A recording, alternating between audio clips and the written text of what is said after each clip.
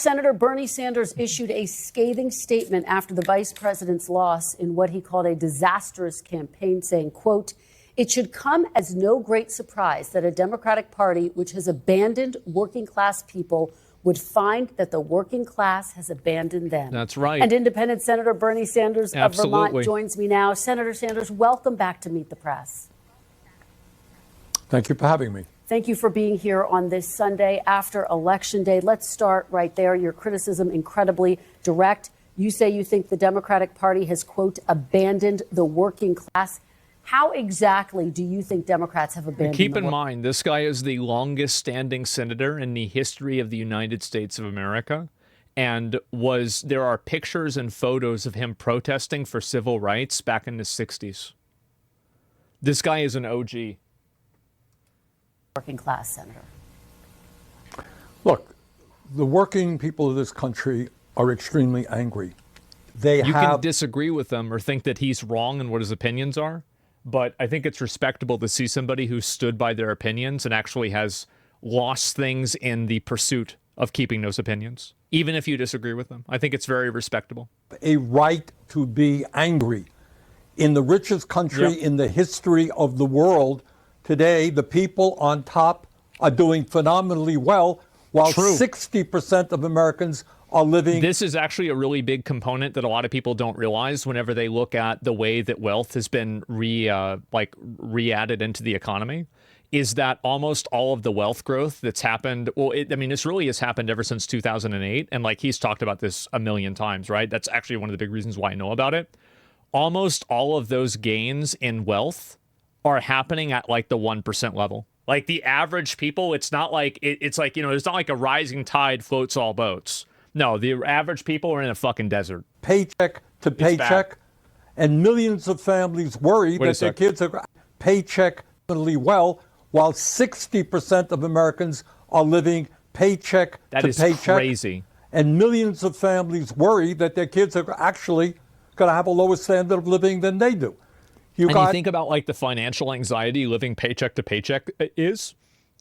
Every time that you turn on your car and it doesn't immediately start up, fuck. Every time maybe your phone doesn't turn on, you're like, fuck. Every time you've got, anything happens, immediately, the financial anxiety that it creates is just absolutely fucking suffocating. You know what it's like? Oh my God. It's like somebody else is playing Sonic the Hedgehog and you're playing QWOP. That's what being really fucking poor and not having going to paycheck, that's what it's fucking like. And to be fair, I was never extremely fucking poor, right? There was a point where we were broke. We didn't have that much money. But a lot of people have it way worse than I ever did. And so, yeah, it's like playing fucking QWOP and the other people are playing Sonic the Hedgehog. That's what happens if, your dad's the president. The top 1% owning more wealth than the bottom 90%. Jesus. We're the only major country on earth not to guarantee health care to all of our people. Yep. 25% of our seniors are trying to. Here's one of the really big problems with health care is you guys know this if you've ever been pretty much broke, is that health care costs and health care anxiety exists for the middle class more than either of the extremes. Because if you're absolutely fucking broke, you can just go to the emergency room whenever you want, and they're never going to be able to get the money out of you, right? And there's a bunch of government assistance programs. My mom had them, and so I saw them in practice and in work. And so, for example, we had MAP, Medical Assistance Program. Wrong? No, it's not wrong. I literally have personal experience with this, and I know what it is. I even had it myself. And so, it's just simply not true. Basically what ends up happening is that the people that are inside of that middle area where they don't have enough money to be comfortable enough to be able to afford healthcare, but they don't have too little money to be uncomfortable enough to get the government assistance, those people in that middle ground, that purgatory, they are the ones that are getting absolutely fucked.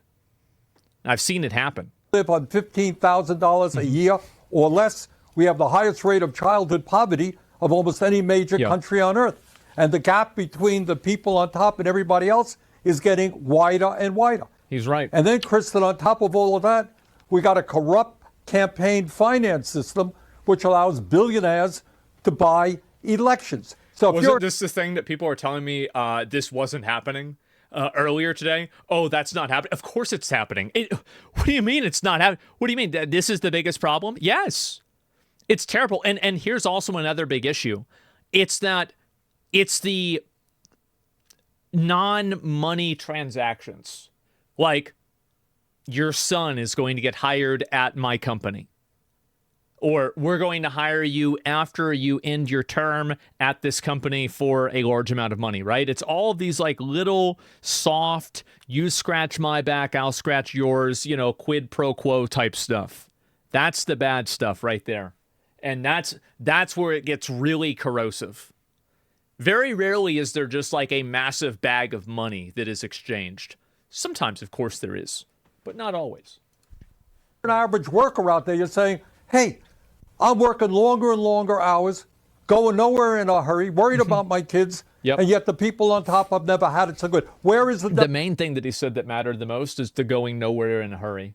That's why people are really fucking mad. It's because you used to be able to work for something and be able to like think that there was a light at the end of the tunnel, and somebody turned the light out, so people don't want to be in the tunnel anymore. Pretty simple. Are they prepared to stand up to these powerful corporate interests, raise the minimum wage, fight for health care for all people, make sure that all of our kids get the quality education that they need, expand Social Security? Are they prepared to do those things? By the way, I agree with him about everything here. Completely agree with him. That's the issue that we have to address. Well, as you know, your statement was met with some sharp reaction as well. This is what Speaker Emerita Nancy Pelosi had to say. Take a look. I'll get your reaction on the other side. Nancy, I know Bernie probably can't say this, but that corrupt ass witch sitting here betting on companies the day before, putting massive stock in companies. How much money has she made in the fucking stock market? How's she worth over $100 million? I thought being a senator only pays you like $200K a year or $300K a year. How does that happen? $200 million. Wow.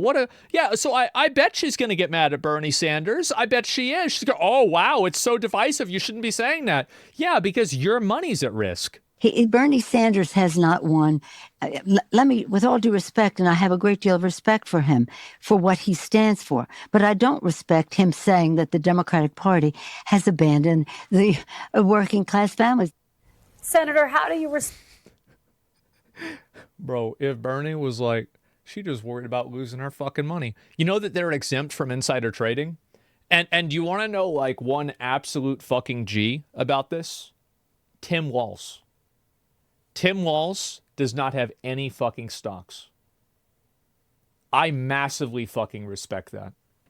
I do. Absolutely. That's crazy. Yes. Absolutely. You might disagree with Tim Walz about a million other things. And let's say you're right about all of those things. But with this other one thing, that's respectable. Respond to Nancy Pelosi. Well, Nancy's a friend of mine, and we've worked together on many issues. But here is the reality. I have to say to Nancy, in the Senate in the last 2 years, we have not even brought forth legislation to raise the minimum wage to a living wage, despite the fact that some 20 million people in this country are working for less than $15 an hour. In America today, we have not brought, in the Senate, we have not brought to the floor the PRO Act to make it easier for workers to join unions. We're not talking about defined benefit pension plans so that our elderly... In my opinion, I think unions are a stopgap. I think unions are pseudo-government, and in a perfect world, you wouldn't need unions because the government would advocate for you in place of the unions. It's my opinion. I understand unions are a necessary evil in a lot of cases, and I don't even want to say that they're evil, but that's my personal opinion. Retire with security. And some We're not unions talking can be about bad, some can be lifting good. the cap on Social Security. I'm more pro than against so them. that we can extend the solvency of Social Security and raise benefits. Bottom line, if you're an average working person out there, do you really think that the Democratic Party is going to the mats, taking on powerful special interests and fighting for you? I think that's a good question. That's a very, very good question. Yeah, are they? Do you actually think they're doing this? Absolutely not. Everybody knows they're not. Overwhelming answer is no. And that is course what's not. got to change. Senator, let me zoom out and just ask you about these results. You've heard some of the reaction throughout the Democratic Party. How much do you personally blame President Biden for this loss? President Biden, when he came into office, said that he would be the most progressive president since FDR. And I think on domestic issues, not foreign policy, on domestic issues, he has kept his word and the agenda. I mean, as student loan forgiveness, Biden did do a lot of good things. Sure, I think that's fair. That he has pushed through has been an extraordinarily strong one. But that agenda has got to be placed within the overall context of American society today. And that American society today is one in which tens of millions of working families and elderly people are struggling, while the people on top have never had it so good. But Senator, should he have That's the thing, is people are making more and more money ever. Biden was the worst president of all time, in my opinion. No, I understand that, like, the CHIP Act and Infrastructure Act were good legislations. Yeah, I mean, like, he did pass some good things, and they happened. You don't win any points by refusing to acknowledge reality. Yeah, like, that's true. There were some good decisions that were made. Like, it's not crazy to say that. Gotten out of the race more quickly, as some are arguing? I supported him because I think his agenda was a strong agenda, a working class agenda. I'm not going to. Well, Bernie supported them because he knew it probably wasn't even going to be Biden to begin with, right? Because that's what a lot of people are saying. They're like, oh, it wasn't even him doing this stuff. It's like, yeah, you're probably right. He had some great policies. He was just not good at talking to people and presenting the message. I think that media played a really negative role in his campaign too, in like a weird way, because it felt like the media like definitely like puffed him up in a lot of ways, but it also misrepresented other things too. And I think that at the end of the day, the media just kind of did whatever the media thought would get the media the most attention. That's basically what happened. Backwards. Kamala ran a strong campaign. She did everything that she could. She decisively won the debate. So to me, it's not just about the campaign. It's about what does the Democratic Party stand for. Exactly. Do ordinary people say, yeah, that is a party that is fighting for my interest and prepared to take on the big money interest who control the economic and political life of the country? Yeah, it doesn't sound good when you have these these celebrities that are up supporting Kamala Harris or making videos in their mansions that like there's photos coming out of them with Diddy and stuff like this, like Usher, stuff like this. It's so off-putting, right? Because it's all of these people in their ivory towers that are coming down to tell you like, oh, we need to vote to be all of us be together. It's just so fucking bullshit. The Avengers, yeah, exactly. She got the Diddy list supporting her. True, but unironically. Yeah. To me, what the issue is. Yeah, we're talking a lot about the economics. You've talked about how the Democratic Party is out of touch when it comes to economic issues. Some Democrats are saying it's not just economic issues, it's cultural issues as well. Here's what Democratic strategist James Carville had to say. Take a look. What killed the Democrats and what killed Biden was a sense of disorder. And part of the sense of disorder was the unfortunate events of what I would refer to as the woke era. Has the Yeah. Democratic Party's focus on identity politics gone too far, Senator? I think it has. I think everybody knows that. Let me answer it this way. He doesn't want to get into it. He doesn't give a fuck about it. I don't think Bernie Sanders has ever given a fuck about identity politics at all. He's always cared about economic policy. That's been his focus the entire time. He's just not the guy to talk about this. I think if the Democratic Party must continue to stand up against all forms of bigotry. And Democrats should hold their head high in saying, we led the fight for women's rights and to protect the woman's constitutional right for abortion. We led the fight for civil rights, for gay rights. That is something we should be proud of. But it's not either or, Chris, and this is the problem. You can do both. You could say that I'm for raising the minimum wage to a living wage, guarantee health care for all people, expanding Social Security. And by the way, I also support a woman's right to control her own body, etc. Yeah. It's not either or. It's going forward in both directions. You know, I've been speaking to some Democrats who are concerned. Yeah, he just doesn't, like, honestly, I think Bernie literally just doesn't give a fuck about this. Like, I'm sure he has opinions on it and he cares a little bit, but I think he realizes that if you really look at where are the problems in the country, transsexuals are not at the top of that list. Even though, like, for a lot of average people it is, because they see it and it's something that they can understand, you know, from his perspective, that's not it. And I mean, I mean, who can't respect that, right? Sure. Because now President-elect Trump has beaten 2 women candidates, and their concern is that it will make it more difficult to nominate a woman candidate in the future. Do you share that concern, Senator? No, it's stupid. No, I don't. Yeah. I think it's not a question. Look, I'm not going to deny that there is sexism in this country, Sure. that there's racism, there's homophobia. It's there. But on the other hand, I think what the American people want to support, whether it's a woman, a man, a black or a white, or Latino, whatever, is they want to support somebody who is standing up, Kristen, and fighting for them. People are in pain. People are hurting. They can't afford to go to a doctor. They can't afford to send their kids to childcare. Can you imagine how crazy he must feel? Where, like, you're living in the highest point in, like, U.S. history of wealth inequality, and people can't stop about who gets to use what bathroom. Like, can you imagine how absolutely fucking insane you must feel? It's so cooked. Yeah, it is. Like, it is. Or to college. They're worried about future generations and what kind of standard of living they will have. Here is the bottom line, and it has to be dealt with. You got an economy today doing phenomenally well for the And people. I also want to say too, like, you don't see Bernie Sanders going out and making like a million statements on this identity politics stuff and trying to like make people think he's a good guy. Because if you want to find out like where Bernie Sanders stands on this, you can look at black and white photos of him being arrested protesting civil rights.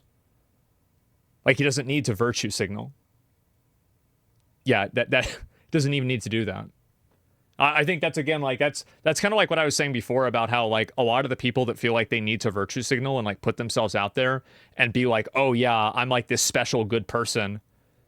A lot of them are doing it because they've never actually done that. You know, they've led lives of just absolute, you know, fucking uncontrolled privilege. And they've never stood for anything. They never had any sort of, like, they've never lost anything for what they believed in, right? And so I think it's also very telling that, like, one of the only people that's, like, still around, to be fair, you know, in Congress that was, like, still, like, very much, like, involved in civil rights is not even bringing that up. You think about it, right? It's not even bringing this up. It's not even part of it.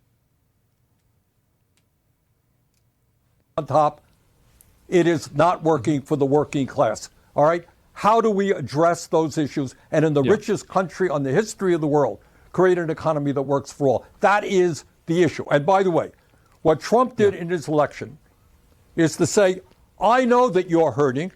And the reason is they got millions of people coming across the border illegal. They're eating your dogs. They're eating your cats. He gave an explanation. It happened to be a pretty crazy explanation. Yes, we got to strengthen the borders. Yeah. But that is not going to raise wages for working people or provide health care to all people. No. The Democrats need an explanation. And that explanation is corporate greed and the power of the billionaire class. I know that's uncomfortable for people in the Democrats. For NBC News. Yeah, it's very uncomfortable for them. Yeah. Democratic Party, some people. But that is the issue we have to address. Senator, quickly before I let you go, I do want to ask you about the Supreme Court. Some Democrats behind the scenes quietly talking about the possibility, should Justice Sotomayor step down, to allow President Biden to appoint someone who's younger. She's only 70 years old. Is that something that you would support? Do you think she should step down? It's her decision. No, I don't. Have you heard any talk?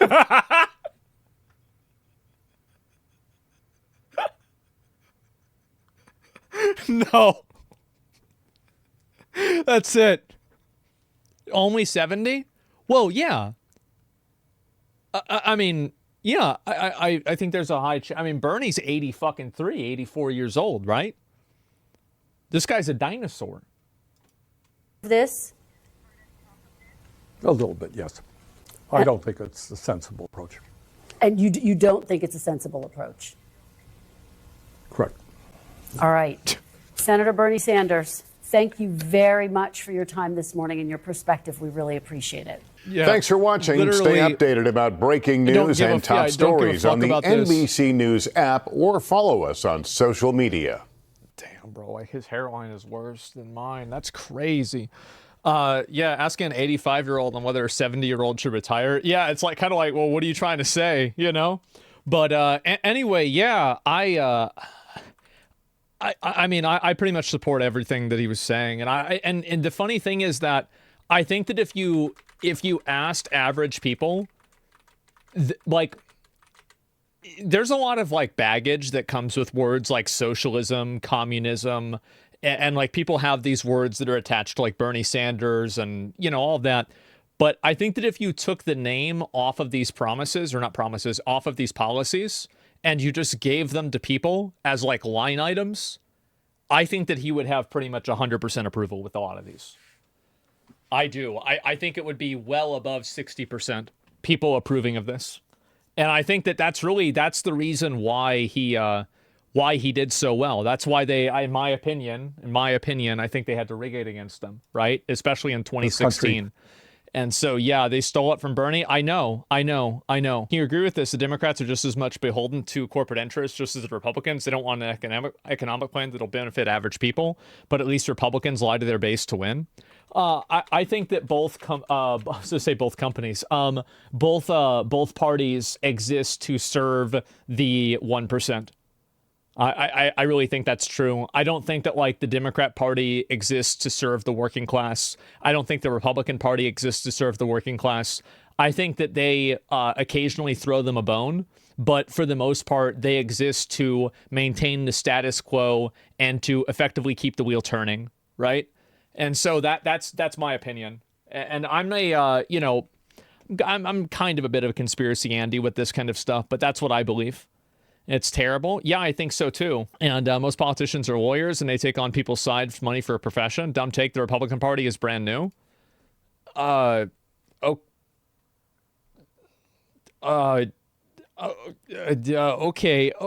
Yeah, let's just move on.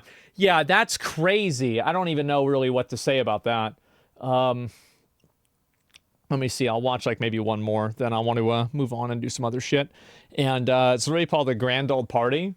Well, if I remember correctly, the Republican Party was started by, what do you call it? It was started by Abraham Lincoln, right? I'm pretty sure it was. Yeah, it was started by Lincoln.